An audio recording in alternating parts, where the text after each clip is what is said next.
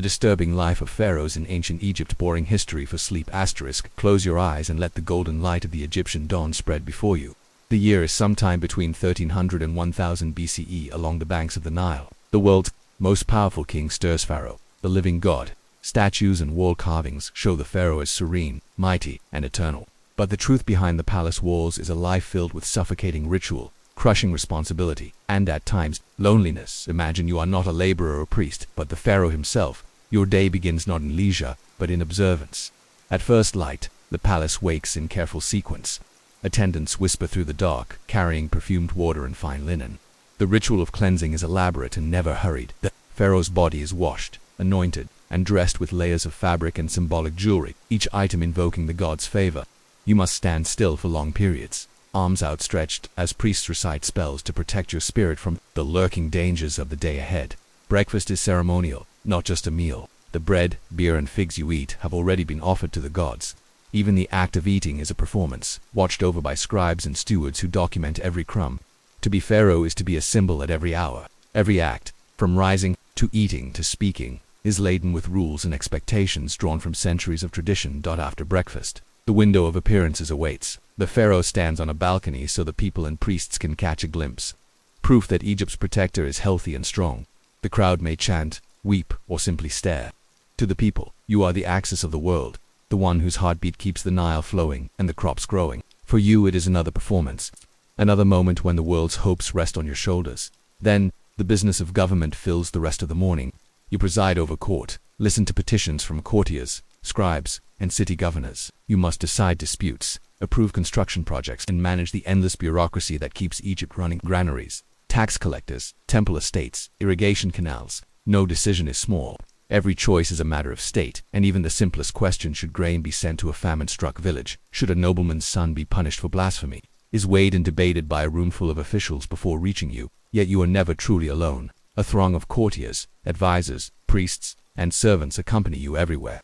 Even moments of privacy, bathing, dressing, sleep are carefully managed. Your words are echoed and recorded by scribes. Your movements are tracked, not just for security but to maintain the chain of ritual that keeps chaos at bay.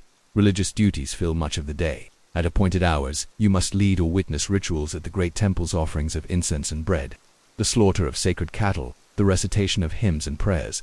Sometimes, these duties stretch late into the night. You must don elaborate costumes, wear heavy crowns or wigs, and take part in reenactments of myths that assure the world's continued order. The heat and weight can be suffocating. Yet, if you falter or miss a step, priests and people alike will whisper that the gods are displeased. Meals are elaborate but rarely relaxed. The finest food is served: roasted duck, honey cakes, pomegranates, dates, but you must eat in state, often in silence, with scribes noting every bite and official tasters guarding against poison. Family may join you, but even here, protocol, rules, wives, children, and favored courtiers sit according to strict rank, and conversation is muted.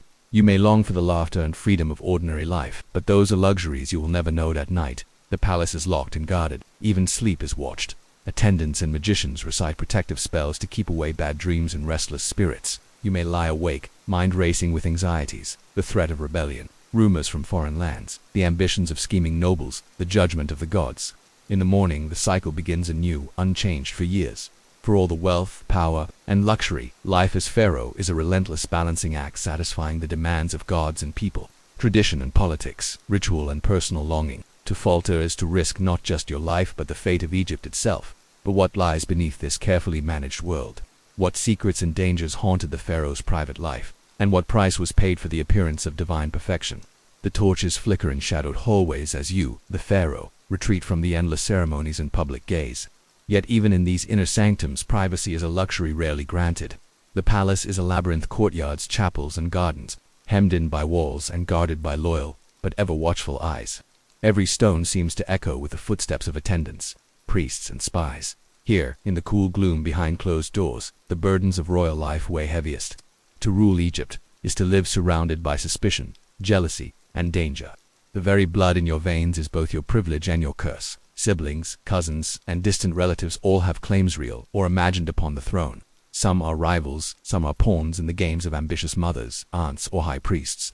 Every birth, every marriage, every untimely death is scrutinized for hidden motives. Marriages are political tools, You might be wed to a sister or half-sister, in the ancient tradition meant to keep divine blood pure, or to a foreign princess, cementing a fragile peace between rival kingdoms. Love is rarely a consideration.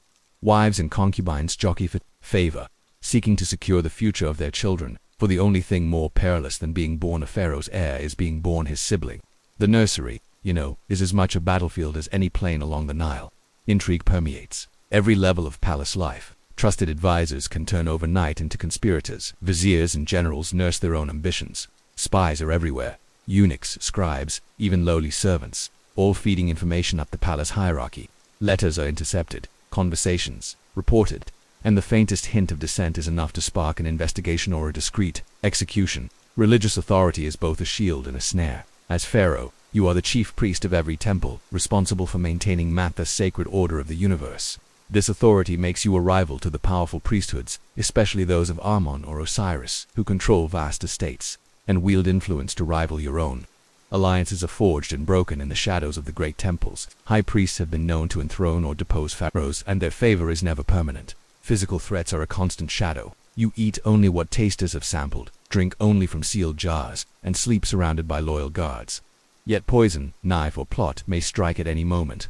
Some pharaohs are remembered for their violent ends, assassinated by rivals, killed in palace coups, or erased from history by successors who chiseled their names from every monument.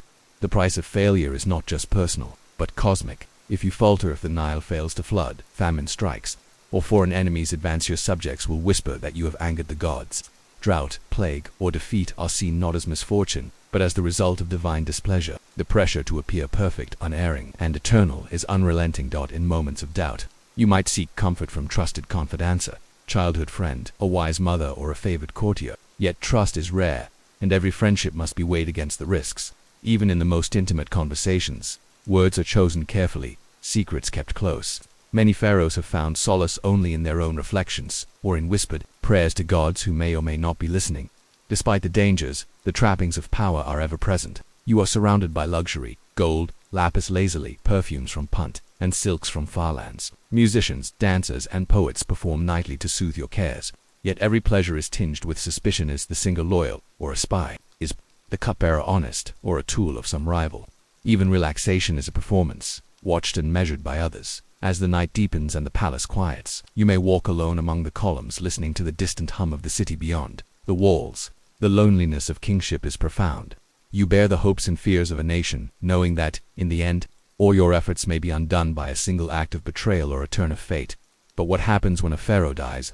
How do the living prepare for that final journey? And what secrets does the tomb hold, both for the ruler and for the kingdom left behind? In the hush of late evening, the shadow of mortality lingers even in the innermost sanctums of the palace. For a pharaoh, death is not only inevitable, it is an event of cosmic importance, carefully planned and feared in equal measure. The rituals that shaped life become even more elaborate in anticipation of that final passage from this world to the next. You have long since begun preparations for your death.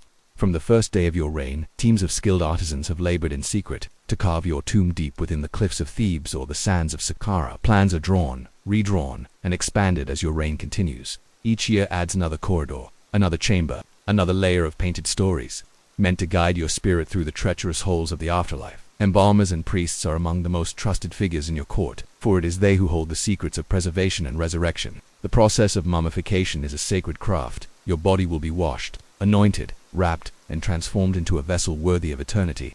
Every organ has its place: lungs, liver, stomach, and intestines in canopic jars. The heart left in your chest as the seat of your soul. The brain is removed and discarded, its purpose a mystery even to the most learned scribes. Funeral rites are long and meticulously choreographed. The opening of the mouth ceremony, led by priests in animal masks, is performed to ensure your senses are restored in the afterlife. Your death mask, fashioned from gold and lapis lazuli, will be placed over your face, a symbol of your divine identity, meant to awe and intimidate any spirits who might challenge you on the journey ahead. But it is not only the body that requires safeguarding. The tomb itself is a fortress and a puzzle. Walls are painted with spells and scenes, your victories in battle, your offerings to the gods, your triumph over the serpent of chaos. Sacred texts such as the Book of the Dead are copied onto papyrus scrolls and tucked beside your sarcophagus. Amulets are hidden in the wrappings, and secret chambers are filled with everything you might need: furniture, chariots, food, and Shapti dolls meant to serve you in the fields of Aru for your subjects and family. The weeks of mourning are a blur of ritual and uncertainty. Courtiers weep, priests chant, and the succession is managed with both ceremony and caution. Will your chosen heir be accepted by the priests and the army, or will rivals rise, seizing the moment of transition to stake their claims? History is full of stories, some whispered, some recorded, of succession disputes, of tombs robbed and rulers erased from memory, their names hacked from temple walls in the hope of damning their souls. Tomb robbery is a constant threat, despite elaborate traps and curses painted on the walls. The lure of gold and precious goods tempts even the most pious.